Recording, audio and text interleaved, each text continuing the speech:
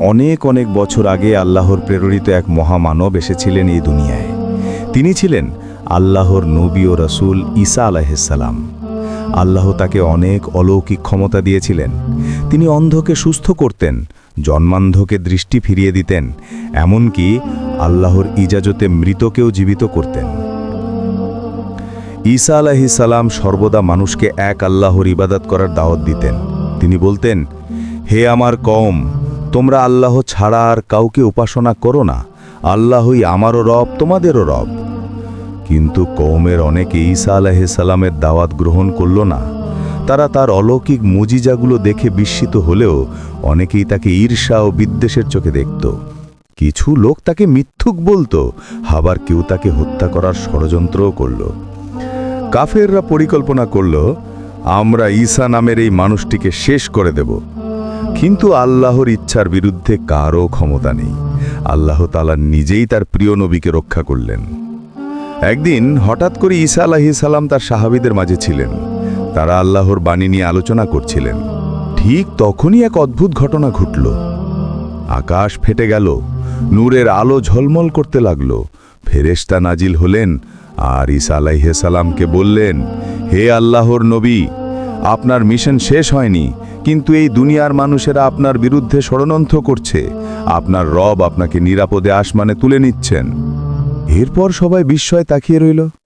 হঠাৎ করে ঈসা আলাইহিসসালাম ধীরে ধীরে আকাশের দিকে উঠতে লাগলেন। তার চারপাশে নূরের আলো, ফেরেশতারা তাকে ঘিরে রেখেছেন। সাহাবীরা হাত তুলল, কেউ কাঁদতে লাগল, কেউ দোয়া করতে লাগল, হে আল্লাহ, আপনার নবীকে হেফাজত করুন। এভাবেই ঈসা আলাইহিসসালামকে জীবিত অবস্থায় আসমানে তুলে নেওয়া হলো। তাকে হত্যা করা হয়নি, তাকে ক্রুশবিদ্ধও করা হয়নি, বরং আল্লাহ তাআলা নিজ হাতে তার প্রিয় নবীকে রক্ষা করলেন। আল্লাহ কোরআনে বলেন, তারা তাকে হত্যা করেনি এবং ক্রুশবিদ্ধও করেনি, বরং আল্লাহ তাকে নিজের দিকে উঠিয়ে নিয়েছেন। সূরা নিসা 157 থেকে 158। ভাই ও বোনেরা, এই ঘটনা আমাদের জন্য বড় শিক্ষা। আল্লাহ তার প্রিয় বান্দাদের কখনো একা ছেড়ে দেন না।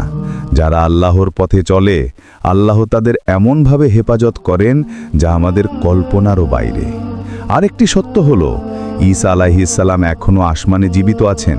কিয়ামতের আগে তিনি আবার দুনিয়ায় ফিরে আসবেন, আল্লাহর দ্বীন প্রতিষ্ঠা করবেন এবং দুনিয়া ন্যায় ও শান্তিতে ভরে যাবে। এভাবেই ঈসা আলাইহিসসালামের আসমানে তুলে নেওয়ার অলৌকিক ঘটনার কথা কোরআন ও হাদিসে বর্ণিত হয়েছে। আল্লাহ আমাদের সবাইকে নবীদের ভালোবাসা দান করুন এবং তাদের পথ অনুসরণ করার তৌফিক দান করুন। আমিন। প্রিয় বন্ধুরা, আজকের ভিডিওটি এ পর্যন্তই। ভালো লাগলে অবশ্যই আমাদের পাশে থাকবেন।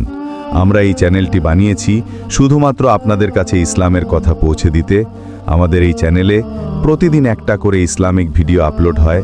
প্রিয় দর্শক, যদি মনে হয় আমাদের এই কাজটি আপনার কাছে ভালো লাগে, তাহলে অবশ্যই ভিডিওটি শেয়ার করে দেবেন আপনার বন্ধুদের মাঝে এবং ফ্যামিলির মাঝে। আবারও দেখা হবে পরবর্তী ইসলামিক একটা ভিডিও নিয়ে।